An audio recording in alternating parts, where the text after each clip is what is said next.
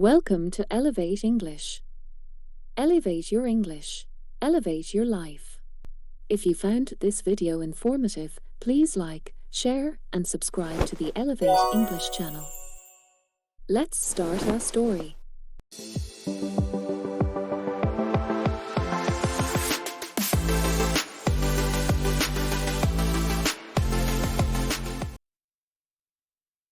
Through the Mist of Time. There was a timeless quality to the village of Greystone, where fog rolled in from the coast and blanketed the cobblestone streets like a comforting quilt. It was a place where secrets lingered, where the past seemed to merge with the present, and where nothing ever truly felt like it had ended. Among the village's most cherished spots was an old bookstore, tucked away at the far end of the lane, under the shade of ancient oak trees. It was called Whispers of the Past. Evelyn had grown up in Greystone, and she had spent more hours in that bookstore than she could count. It was her sanctuary, the place where she found solace from the complexities of life. At 28, she worked as a writer, drawing inspiration from the stories hidden between the shelves.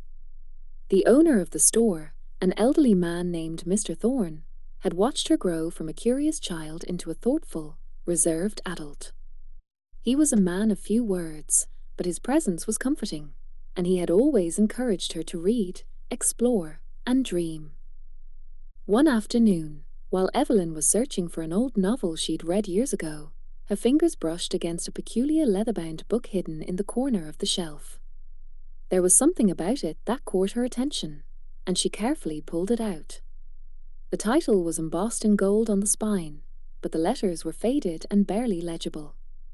It read Through the Mist of Time. Her curiosity piqued. Evelyn opened the first page. The words inside were unlike any she had read before.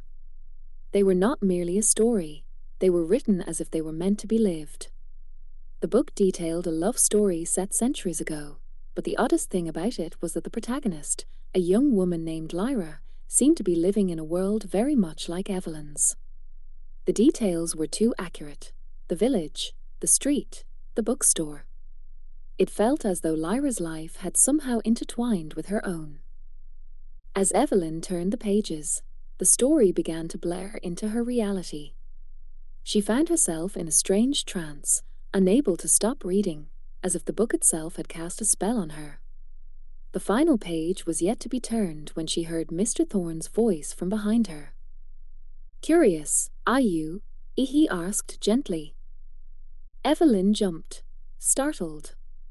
She hadn't noticed him approach.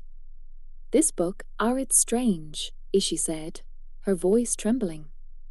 "It feels as though it's speaking to me." Mr. Thorne smiled, a knowing glimmer in his eyes. "It has a way of doing that, my dear. Some stories are meant to be more than just tales." "What do you mean?" Evelyn asked, her heart racing. Is it real?" Mr. Thorne's smile faded into something more contemplative. "Everything in this world is connected, Evelyn. Even time. Some souls are bound together across different eras, and they leave pieces of themselves behind for others to find." Evelyn turned back to the book, her mind racing. She couldn't shake the feeling that Lyra's life was somehow linked to hers. But how? Why? And what did it mean for her? That night, unable to sleep, Evelyn read the final page. The last words written in the book were haunting, almost prophetic. "When the mist clears, love will find you, and time will no longer be a barrier." The next morning, Evelyn went to the bookstore again, feeling as if she had to know more. Mr. Thorne was nowhere to be found, but she noticed something unusual. The book Through the Mist of Time was no longer on the shelf. It had vanished. Desperate, Evelyn scoured the bookstore, looking through every nook and cranny, but it was as if the book had never existed. She returned home, her thoughts consumed by the strange occurrences, and when she sat down at her writing desk, a feeling swept over her, a sensation of déjà vu. Her fingers hovered over the keyboard as if guided by some unseen force. Slowly, words began to appear on the screen, forming a story that felt both unfamiliar and familiar. She was writing, but not in her own voice. It was as if Lyra was telling her story through Evelyn's hands. I met him today. His name is Elias, and there is something about him that feels like home. The words spilled out of her, each one forming a deeper connection with the story she had read, but this time, it was her own heart that beat in time with Lyra's. The mist from the book lingered around her, and she realized that she wasn't just writing a story, she was living it.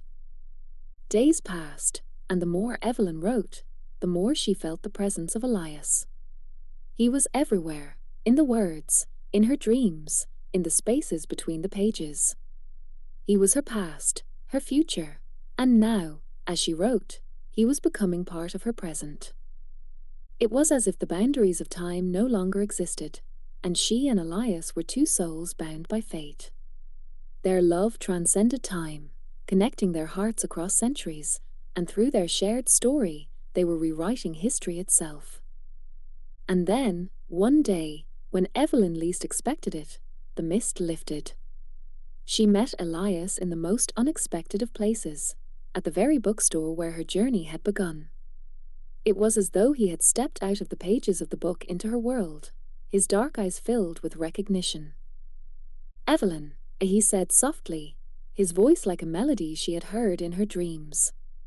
"I've been waiting for you." Evelyn's heart fluttered as she gazed at him, the feeling of familiarity overwhelming her. She reached out, her fingers brushing against his. "Elias," as she whispered, and in that moment, she knew this was the love she had always been searching for.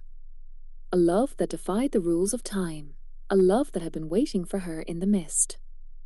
Their love was timeless, and as they stood together in the bookstore, the world around them seemed to fade away, leaving only the two of them, bound together by the pages of history, and by a love that would never end.